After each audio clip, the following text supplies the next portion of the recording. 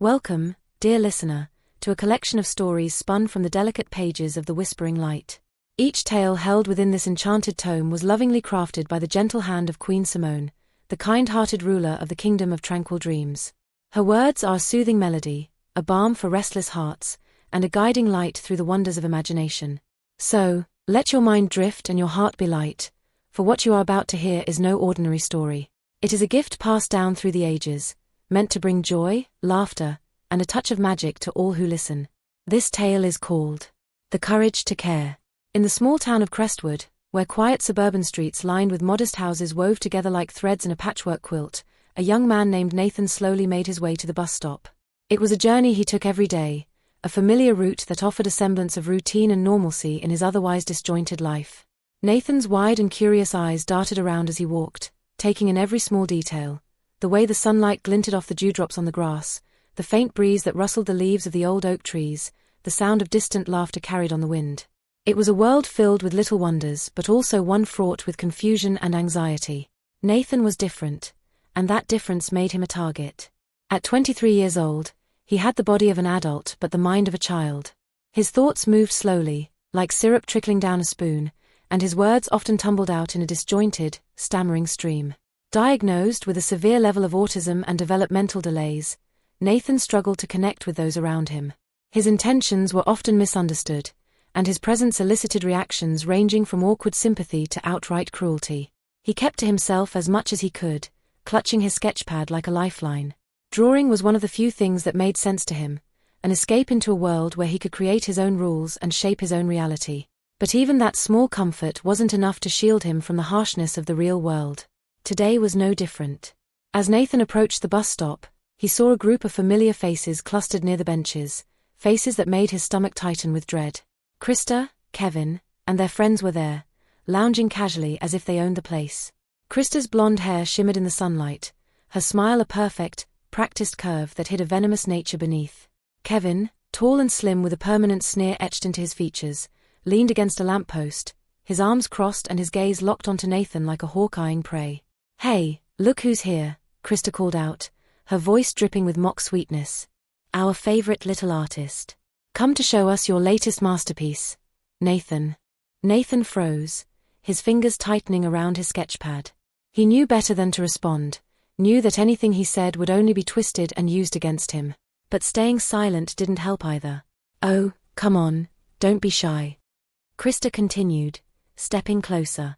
"We all want to see what you've been drawing." She reached out, her hand moving with snake-like speed as she snatched the sketchpad from his grasp. "Please, don't," Nathan mumbled, his voice barely more than a whisper. Krista flipped through the pages, her expression one of exaggerated interest. "Wow, look at this. What is this supposed to be, Nathan? A cat? Or maybe a cow?" Laughter erupted from the group, a harsh, grating sound that burned Nathan's cheeks with shame. "Give it back," he pleaded softly, his eyes darting between the laughing faces around him. But Krista just smirked, holding the sketchpad high above her head. "Not until you tell us what it is, Nathan. Come on, say it. We want to hear you." "He probably doesn't even know," Kevin interjected with a snicker. "He can barely talk, remember?" Tears pricked at Nathan's eyes, his chest tightening as he struggled to keep his breathing steady. He hated this, hated feeling so small and helpless. He wanted to run, to hide, to disappear. But there was nowhere to go. "Say it," Krista demanded, her voice sharp and insistent. Nathan's lips moved soundlessly, his shoulders hunching as he tried to form the words they wanted. But the words stuck in his throat, choked by fear and anxiety. "Look at him," one of the other men, a muscular guy with tattoos snaking up his arms, scoffed. "He's so pathetic." Krista's smile widened, her eyes glinting with malice. "Guess we'll just have to hold on to this for a while. Then," she turned to walk away, the sketchpad clutched tightly in her hand. But before she could take more than a few steps, a voice rang out, clear and commanding. "Give it back." The bullies turned, startled, as a young man stepped forward from the other side of the street. He was tall and athletic, with tousled brown hair and a determined set to his jaw.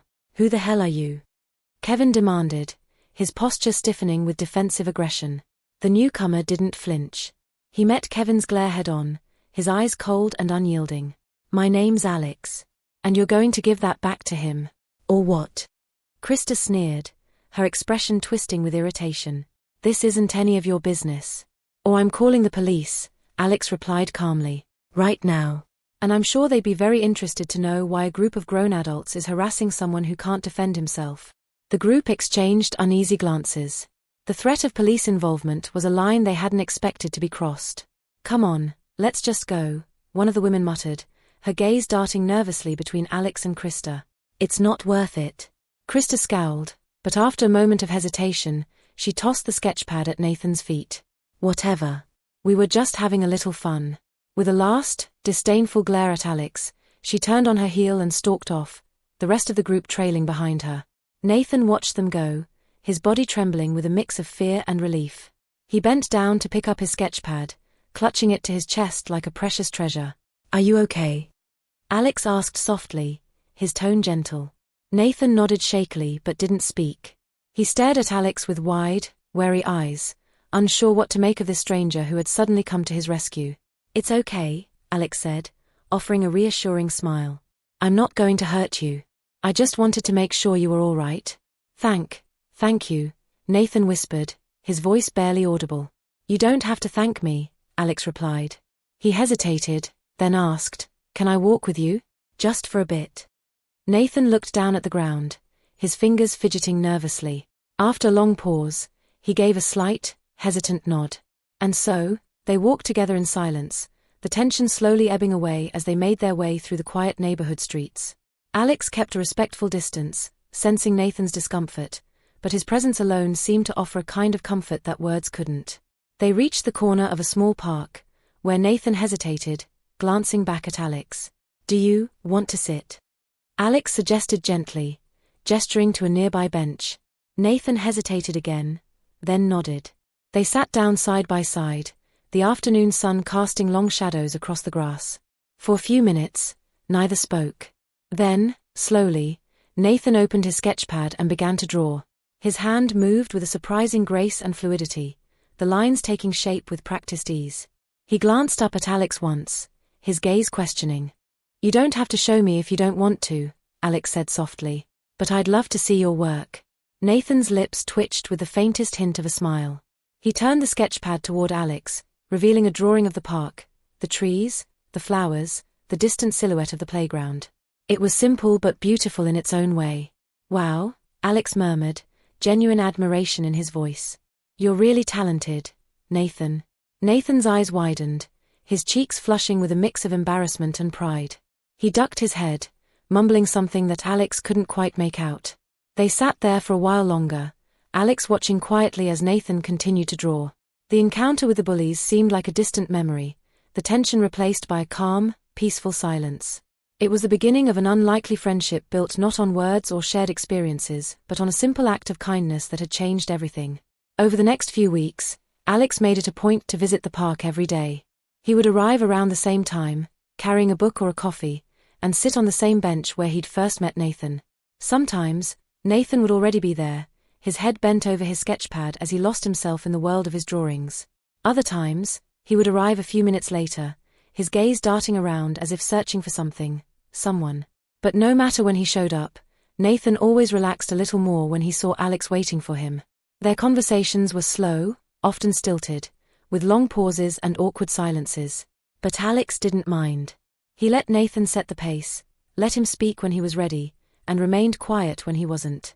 It was a kind of friendship that defied conventional rules, a friendship that thrived on patience and understanding. During those weeks, Alex learned more about Nathan than he had ever expected to. He learned about Nathan's love of drawing, his fascination with nature, and his longing for companionship that was so often denied to him because of his condition. He also learned about the bullies, Krista, Kevin, and the others who had tormented Nathan for so long. They hurt me, Nathan admitted one day, his voice barely more than a whisper. They call me names, push me, take my things. His hands trembled as he spoke, and Alex felt a surge of anger on his behalf, anger that anyone could be so cruel, so heartless. It's not your fault, Nathan, Alex said quietly, his voice filled with fierce determination. None of it is your fault. You don't deserve to be treated like that. Nathan looked up at him, his eyes wide and filled with a kind of desperate hope. I don't know, Alex replied firmly. You deserve to be treated with respect. With kindness. You're a good person, Nathan. Nathan's gaze dropped, his shoulders hunching slightly. But, they say I'm retarded, and stupid. They're wrong, Alex said softly, leaning forward. You're not stupid, Nathan. You're smart, talented, and kind. Don't ever let anyone make you think otherwise. Nathan stared at him for a moment as if trying to process what he'd heard. Then, slowly, he nodded, a small, tentative smile forming on his lips. It was a breakthrough, a small step toward healing the wounds that the bullies had inflicted on him. But it wasn't enough. Not yet. One afternoon, while they were sitting on the park bench, Nathan hesitated, glancing around nervously. They're still out there, he murmured, his voice barely audible. Krista. Kevin. I see them sometimes. Alex's jaw tightened, but he forced himself to remain calm. What do they do when they see you? Nathan fidgeted with the corner of his sketchpad, his gaze dropping to the ground. They laugh, follow me, say things. It wasn't surprising. Bullies rarely stopped on their own. They needed to be made to stop. Do you want to report them to the police? Alex asked gently. Nathan's eyes widened in fear. No. They'll get mad. They'll hurt me more. Okay, Alex said quickly, raising his hands in a placating gesture. We won't do that. But, would you be willing to let me help in another way? Nathan looked at him uncertainly, his brow furrowed. How? Alex glanced around, making sure they were alone. Then, he reached into his pocket and pulled out a small, discreet recording device. This, he explained softly, is a hidden camera. It's small enough that no one will notice it. If you're willing, we can use it to record what they do to you, the things they say, the way they treat you. That way, we'll have evidence if we ever need to prove what they've been doing. Nathan stared at the device, his expression a mixture of fear and curiosity. Evidence? With evidence. Yes. Proof that they're lying if they try to deny what they've done. For a long moment, Nathan didn't speak. Then, slowly, he nodded. Okay. I'll try. Alex smiled gently. You're brave, Nathan. Braver than you think. They started small. Alex showed Nathan how to turn the device on and off, how to position it so that it would capture what was happening without drawing attention. At first, Nathan was nervous, his hands shaking whenever he activated the camera. But as the days went by, he grew more comfortable with it, more confident. It wasn't long before the bullies struck again. They cornered Nathan outside a small grocery store not far from the park. Krista's laugh rang out sharply as she shoved him against the wall, her expression twisted with glee. Look who it is, she sneered. Our little friend Nathan. Missed us, didn't you? Kevin leaned in, his face inches from Nathan's. What's the matter, buddy? You look scared. Cat got your tongue. Nathan stammered something unintelligible, his gaze darting between them as his fingers fumbled with the hidden camera in his pocket. He pressed the button, praying it would work, and tried to keep his expression neutral. Leave me alone, he managed to choke out, his voice trembling. Please.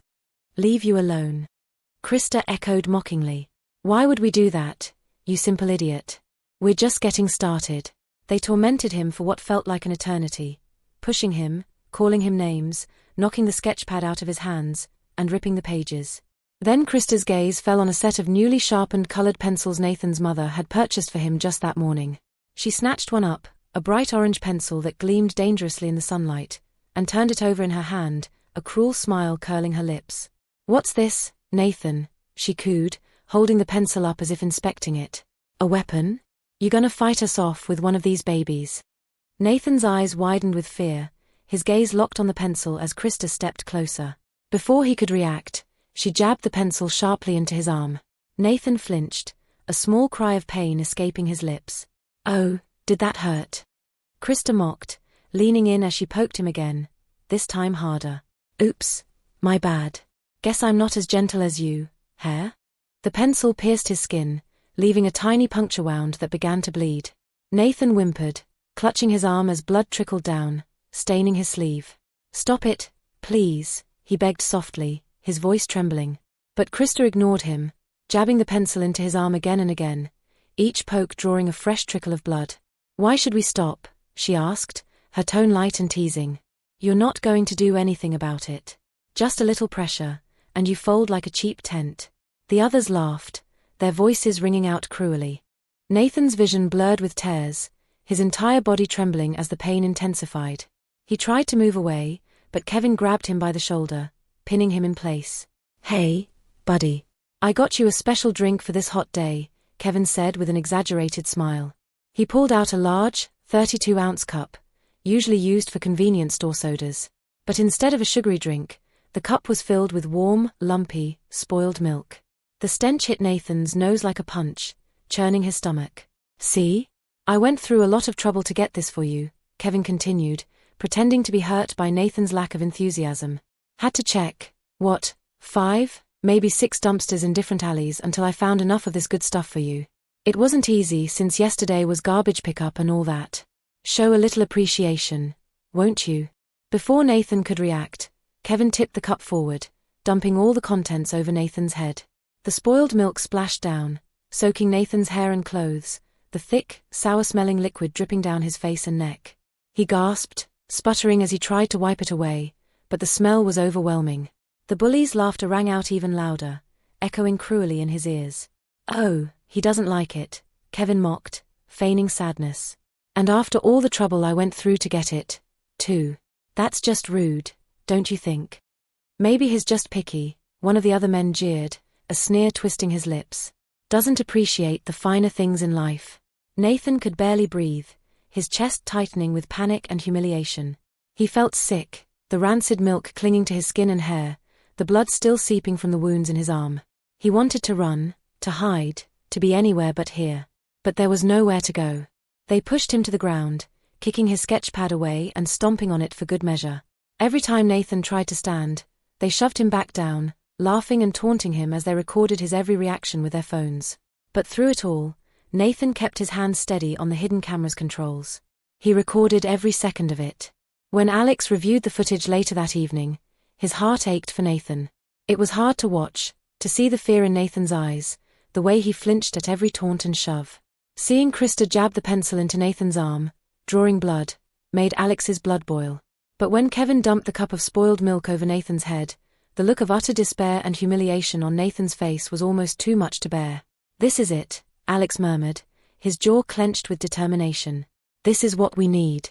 He took the footage to the local police station, accompanied by Nathan and Nathan's mother, a kind but exhausted woman who had spent too many sleepless nights worrying about her son. The officers watched the footage in silence. When it ended, there was a heavy pause, and the room filled with a tense, charged energy. "This is hard to watch," one of the officers admitted, his voice tight with barely suppressed anger. "But it's exactly what we need to bring them in." Another officer shook his head, his jaw tight with barely controlled fury. "I can't believe they do this to him. It's disgusting. Inhumane." Nathan's mother squeezed his hand, her eyes filled with tears as she glanced between the officers and Alex. They can't get away with this, can they?" "No," the officer said firmly, his gaze still locked on the screen where Nathan's tear-streaked face was frozen in place. "We won't let them." It didn't take long for the police to track down Krista, Kevin, and the others.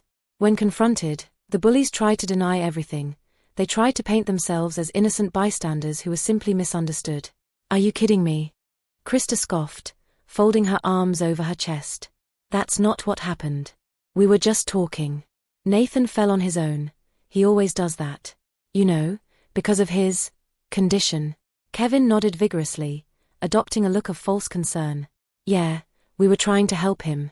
He's clumsy and doesn't always know how to take care of himself. We didn't want him to get hurt." But their expressions shifted from defiance to shock when the footage was played for them. They hadn't known they were being recorded. Hadn't known that every sneer, every cruel word, every shove, jab, and humiliation had been captured on camera.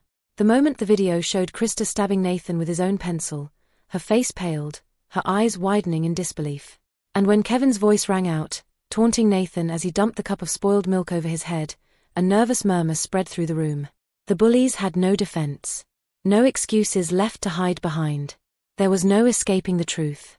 Within days, they were arrested and charged with multiple counts of harassment, assault, and hate crimes. The news spread quickly through Crestwood, and the community rallied around Nathan, offering him support and encouragement. People who had once turned a blind eye to his suffering now stepped forward, determined to show him that he was valued and seen. It wasn't easy for Nathan to face his tormentors in court, but he did. With Alex and his mother by his side, he stood tall and told his story, haltingly, with frequent pauses and stammers, but with a courage that left the courtroom in stunned silence. When the verdict was read, Nathan felt a wave of relief. The bullies had been found guilty on all charges and sentenced to significant jail time. Justice had been served. After the trial, things began to change for Nathan. He still struggled with his condition and faced challenges that most people couldn't begin to understand. But he wasn't alone anymore. He had friends, people who cared about him, people who saw him for who he really was, a kind, gentle soul with a heart as big as the sky. Alex remained a constant presence in his life, helping him build confidence and navigate the world with a newfound sense of security. The two of them became inseparable, an unlikely pair brought together by fate and the courage to stand up for what was right. And through it all, Nathan's smile began to shine a little brighter, his laughter a little louder. The shadows of fear and pain slowly receded, replaced by the warmth of love and friendship. In a world that so often seemed dark and cruel, Nathan's story was a reminder that there was still light to be found, still goodness to be shared. For every bully, there was someone willing to stand up. For every act of cruelty, there was a hand extended in kindness. And for every Nathan, there was an Alex, a friend willing to be the light in someone else's darkness. Thank you for listening to this tale from the Whispering Light. I hope it brought a smile to your heart and a bit of wonder to your day. If you enjoyed the story and would like to journey with us through more enchanting adventures, please consider subscribing, clicking the bell icon for notifications, and hitting the like button. That way, you'll never miss a new chapter from Queen Simone's cherished collection. And if this story touched you, I invite you to leave a comment or share it with someone who could use a little more joy and magic in their life.